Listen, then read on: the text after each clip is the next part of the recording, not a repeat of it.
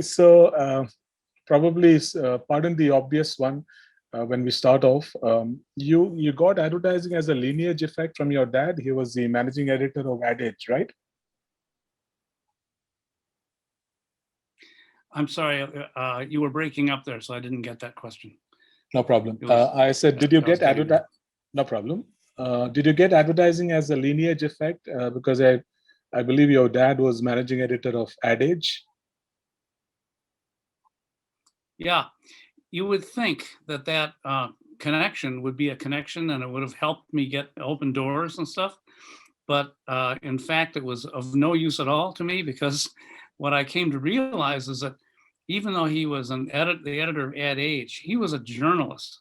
So he hung out with other journalists, newspaper guys and stuff like that. And he had almost no interaction with advertising people. So the only person he could send me to was a guy who had gone into advertising after having worked at Advertising Age himself. So my father had hired him at Ad Age, and then the guy decided to change careers and become a copywriter. So my father sent me to him, and that actually was helpful, but that was the only connection he had that he could offer me. So I was kind of disappointed when I thought, oh, this piece of cake, he'll open doors all over the place, but no.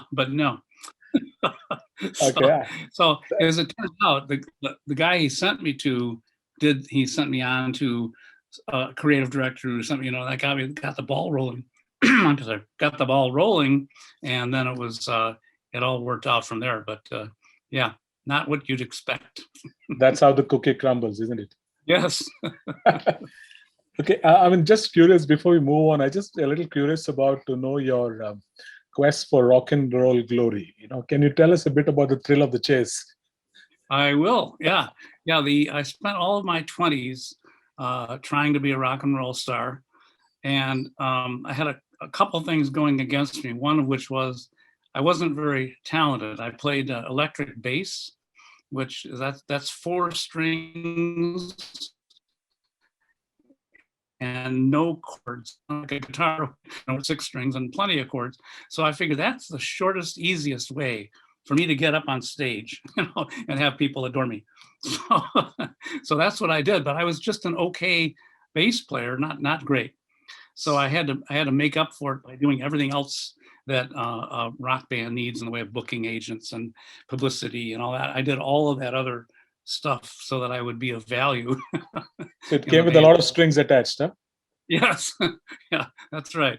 Yes, it did.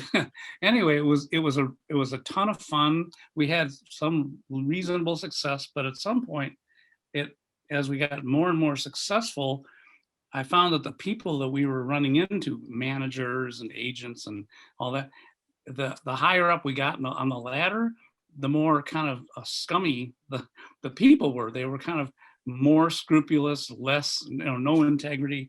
No, it got really ugly. And so at some point I thought, I don't want to be in this world. It's horrible. Right. Yeah. Absolutely. So you spent over 4 decades, Jim, in advertising? Now? Yeah. All right. So probably, pardon the counterintuitiveness, but what do you reckon are the unlearnings that you've had from advertising? The learnings? The unlearnings. Oh, the unlearnings. Oh, what did I think about advertising that I learned wasn't the case? Right. Absolutely. Yeah, that's a good question, boy. I think I certainly, about as far as being in advertising and working in an ad agency, what they don't tell you is that it's not all fun, glamour, and laughs and giggles like it is in the movies and the TV shows that portray ad agencies. It's actually a lot of meetings, just like almost any other bureaucratic endeavor, right? Yeah. Lots of meetings, and I was surprised at how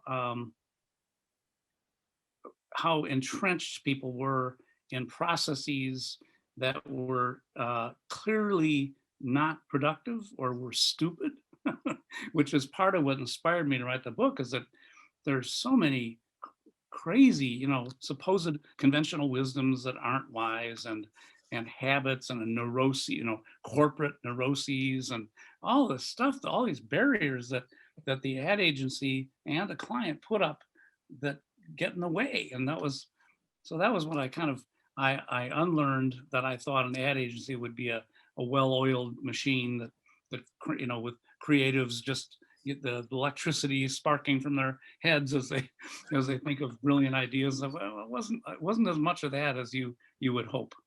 So maybe there is a potential for you to write another book called What They Don't Teach You in Advertising. Yes, exactly. Yes.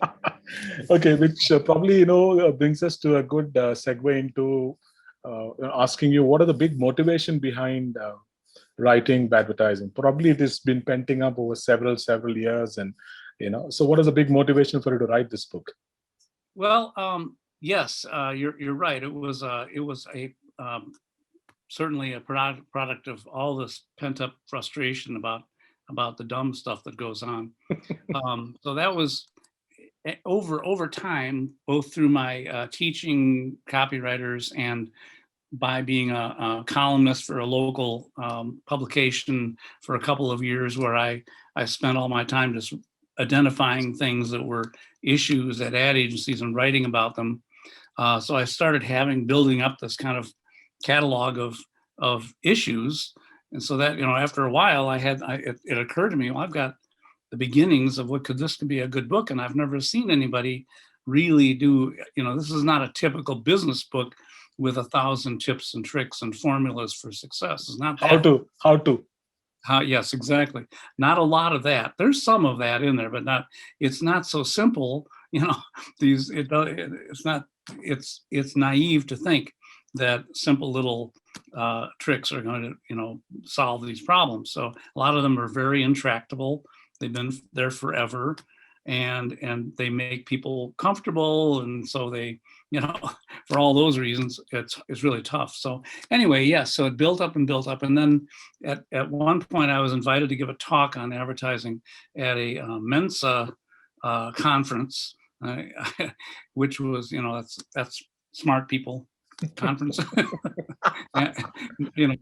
I couldn't get into Mensa if I tried, but they wanted me to give a talk on advertising. So I did, and that was when it occurred to me, I have this actual theme about all the big issues within advertising, within the process of creating advertising you don't ever hear about, and I think that it's cathartic just to, if you're in the business, just to read about the stuff, and if you're not in the business, it's like, oh, it's not. I see. It's not that. It's this is something else altogether. Yeah, and I have this problem in my work, in my company, wherever that is. Same thing. So that was kind of the impetus, that I didn't see that book, and I felt that book needed to be out there. So I thought, well, I'll write it then. Absolutely. How was the experience, Jim, of writing the book? Was it very similar to writing long form copy, or was it different?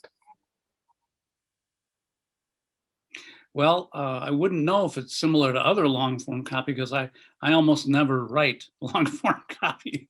I mean, I do sometimes, but not.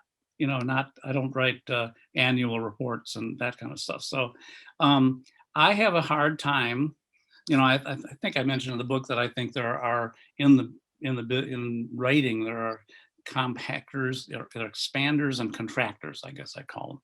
And some people, you can give them an assignment to write a one-page article or something like that, and they come back to you with 10 pages, saying the same kind of stuff over and over in different ways. Somehow I can't do that. But if you give me a 10-page tome and tell me, boil that down to one sentence, I'm better at that. So that was why I felt like I was suited for an advertising profession. So I had to write this book in pieces, incrementally over time, and try to expand on thoughts that I had that were very germinal, because I knew what I was talking about, but I wasn't really explaining.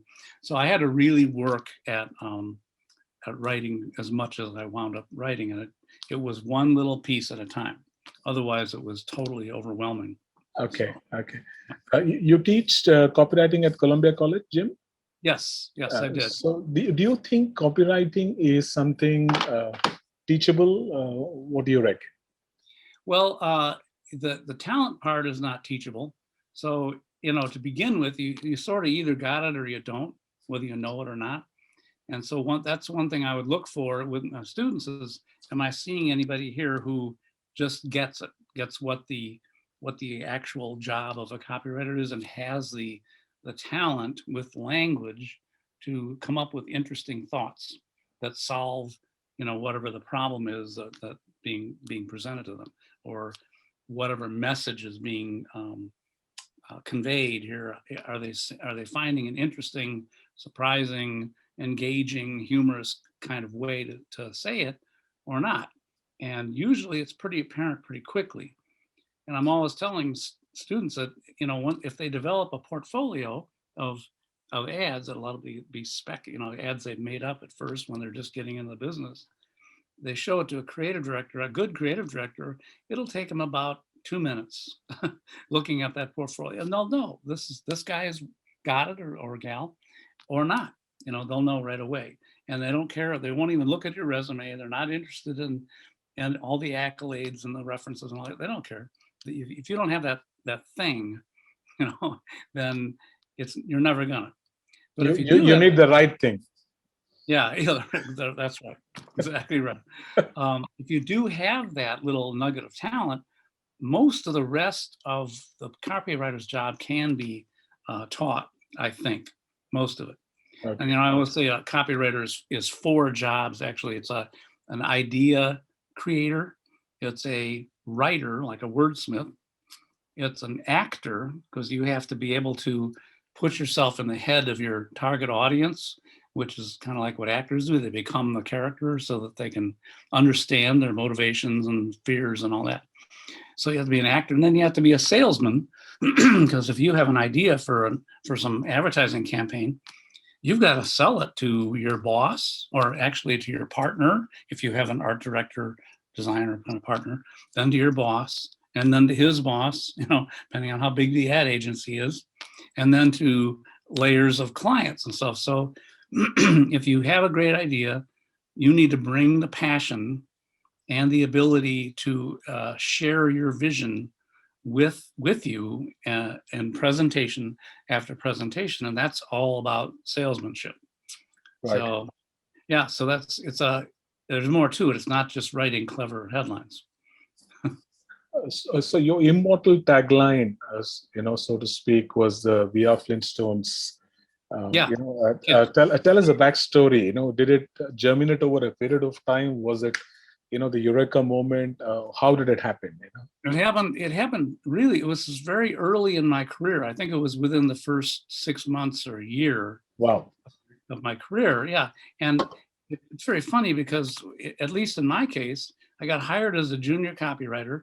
So the day I go there, they had offices back then, not cubicles, but it was an inside office, like a closet basically. And they put me in there, and then eventually somebody would bring me an assignment. No one explained anything about the process to me, other than I would get a creative brief that would be about a page long, and it would say, here's the goal of the advertising. Here's your target audience. There would be a little description. Here's the promise or the benefit that you need to convey. And here are a couple of reasons why people can believe what your promise is, and make it credible. And that's all you had to go on. And it was up to you to dig around, to do research, and to do it. So I sat in my office a lot, just kind of thinking about stuff. And that was when I realized that I was prone to writing taglines or headlines that were very tagliney and that kind of thing. So it popped in my head fairly quickly as I was working on this assignment. And it actually was one of several taglines that I gave my creative director, and they chose a different one initially and used it for an ad campaign.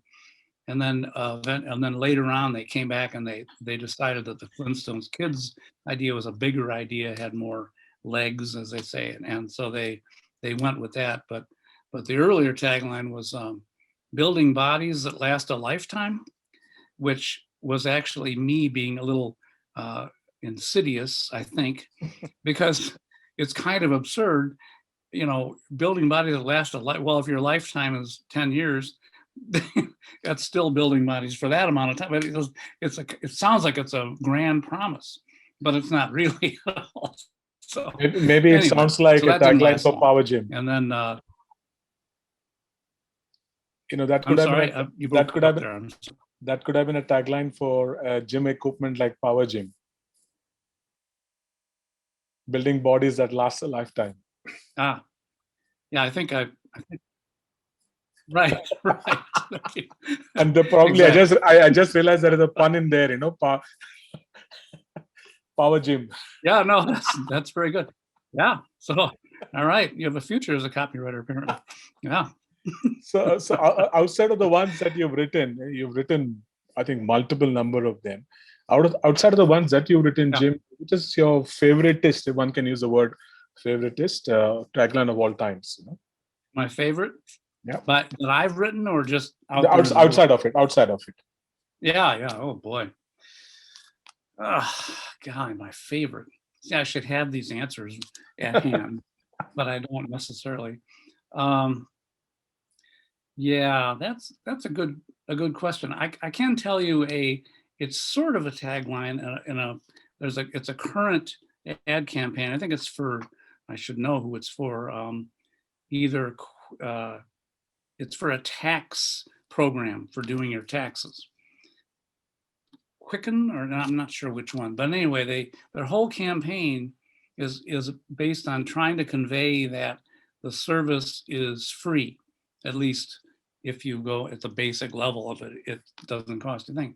And so they took situations where people are talking to each other in a normal kind of conversation sort of way or whatever, except all they say is the word free. So one person goes, free. And the other person, free. And then at the end, the tagline, the announcer goes, TurboTax or whatever it is, free. So what I like about that is because the cadence, the rhythm and stuff of the conversation is very familiar. In context, you can tell it might be a teacher talking to a student, or there's one with a dog show going on with a judge of a dog show pointing at different, the winners that are going to be awarded and stuff like, but she's going, free. So they get the message across really, really clearly in a pretty clever way. It's very entertaining the way they do it. Okay. And so I really love that. I mean, I'm not a fan of one word taglines, but that one works really well. Yeah, it's a coup they pulled off, actually, isn't it? Yeah. So, absolutely. Yeah. So the future of advertising, as we would want to see it, should it be or should not be a thing of the past? What do you think? What do you have to say of that? Yeah, of course, I'm going to say it needs to be continue on in the future. Advertising has a role to play that, especially these days, online and stuff like that, it's all kind of driven by the advertising money and all that. So it's really critical in that regard. But more importantly, the function of advertising to let people know about products and services, that's something that's kind of critical to a capitalist society. So I can't speak for how it is in Russia or whatever, but in the United States and in most capitalist societies, advertising is like a lubricant, or it's the language of transaction, and it really needs to be there to help lubricate the wheels of the entire consuming machine. So unless you're down on consuming, if you're not a fan of consuming, then the advertising shouldn't be there. So my feeling is that it's really a necessity. It's an economic necessity. Sometimes if I'm teaching a high school class, I'll tell them that the American way of life wouldn't even be possible without advertising. So that usually gets some discussion going. A lot of capitalism wouldn't be possible without advertising. I don't see how it could be. Yeah. I mean, how do how do you know about stuff, Absolutely. Absolutely. and if you don't have advertising to pay for media and so forth, then you've lost all of that information too. So So I yeah, was reading I'd somewhere say that it's critical. absolutely. So, organically, inorganically, the advertising industry globally is almost $600 billion industry, directly, indirectly. Okay. And, so obviously, the kind of jobs that it Yeah. creates, the kind of propelling it does to economies around the world. So the future there is, obviously, there needs to be a lot of recalibration, tweaking, um, et cetera, that needs to go into it. Yeah. What's your question? Yeah. So the next question, Jim, I have for you is, we've all along been, there is a top-down need to address the USP factor when it comes to communication. What's your unique selling proposition when you're Yeah. communicating, And I just wanted to ask you and your opinion. Has the USP needle moved to what we call an IATI's global as UFP, which is the unique feeling proposition? Has the needle moved, and how are brands using that to connect, engage, influence, and impact their consumers? Yes. Well, that's a great question. I do think that needle has moved, and I think it's not that the feeling aspect has completely replaced the unique selling proposition part of it. I think of the unique selling proposition as being a rational part where you give reasons, right, or you give benefits or whatever, something like that are a reason to choose this rather than that. And that still has its place. I just think that as we get more sophisticated in our understanding of how advertising affects people, we're finding out more and more that it's not 90% reason and 10% emotion. It's the other way around. And so you really need to appeal to people on an emotional level first, and that's really kind of where decisions get made, even if you're not conscious of them.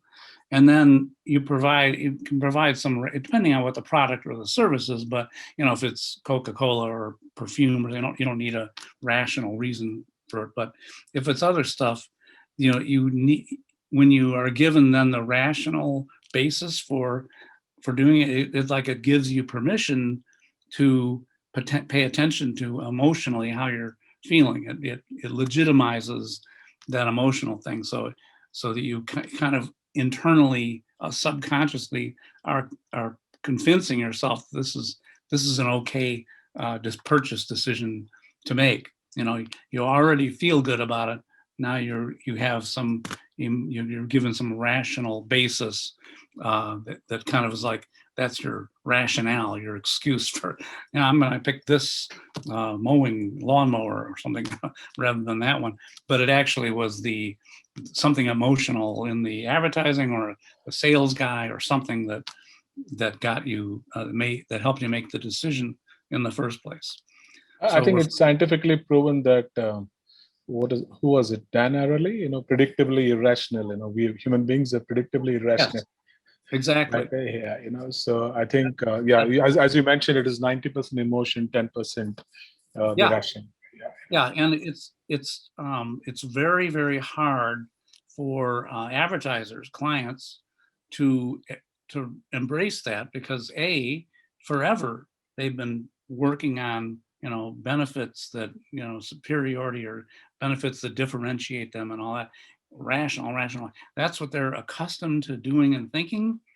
And all this emotional stuff is sort of relatively new in the business. Only really this emphasis and understanding of the role that emotions play is only a decade or two really old in terms of being embraced by the advertising agency community and having that understanding.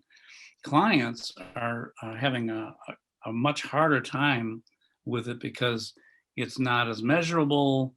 They're not comfortable with doing because they keep on going, well, but they need a reason, and a lot of times they don't need a reason. But it's hard to convince advertisers that that's the case, and to trust that.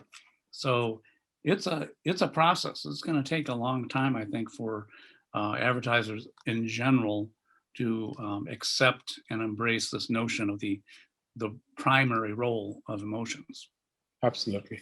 In fact, were it to be purely rational, you wouldn't have had landmark narratives like "Thousand Songs in Your Pocket" or "Got Milk" or something to that effect. I Yeah. mean, I think just a few words, and it tells the entire story. It connects metaphorically, figuratively, literally. Probably kind of titillates all the possible senses. Which is exactly what advertising is meant to do. Yeah, that's right. So yeah, like you say, that 1,000 songs in your pocket. So okay, so they had a benefit, something they're trying to tout, but they wrapped it in all this wonderful emotional wrapping. Absolutely. Yeah. So the message gets through, but it's wrapped in all this feel good stuff that really enhances that message big time. So yeah. Yeah. Jim, I have a couple of questions for you before we kind of sign off. One Okay. is, do you think advertising of the age is in step with the attention economy that we are in today?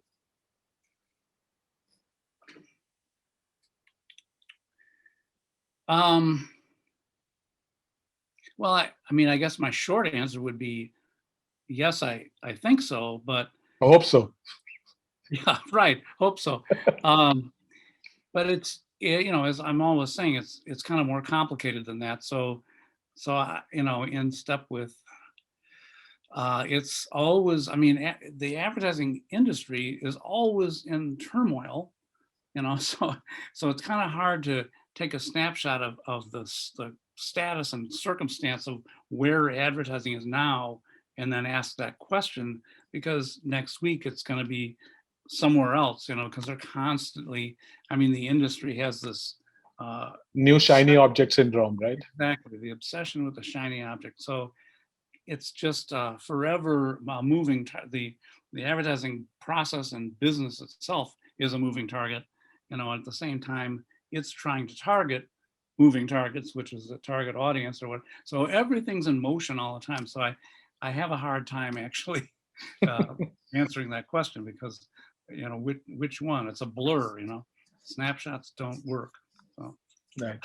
So just the last one, Jim. When can we expect advertising sequel? Good question.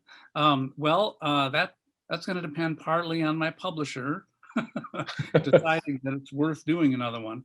I'm already, I've in the book I've identified what I call agents of stupidity, which are not people. What, 23 odd you mentioned there? 23 was it? You mentioned 23 agents of stupidity. Yeah, so I've identified 23 of those in the book. So it's overthink and all these different things that go on that get in the way of doing good advertising. I have at least 6 or 7 more in the bank toward a sequel, should there be any demand for that. So, if I get a signal, kind of a green light from my publisher that that's an idea, then I probably could get another one up and running within just a few months.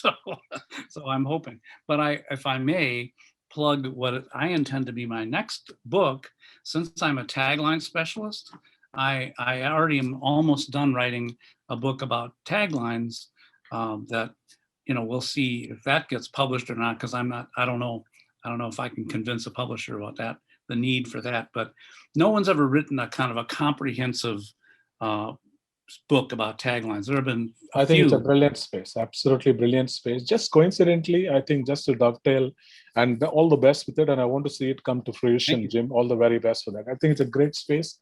And I was just this morning during my walk over podcast, I was thinking about an opportunity for real, unabashed, unadulterated advertising content that can be a great narrative for a OTT platform like Netflix or Amazon or HBO.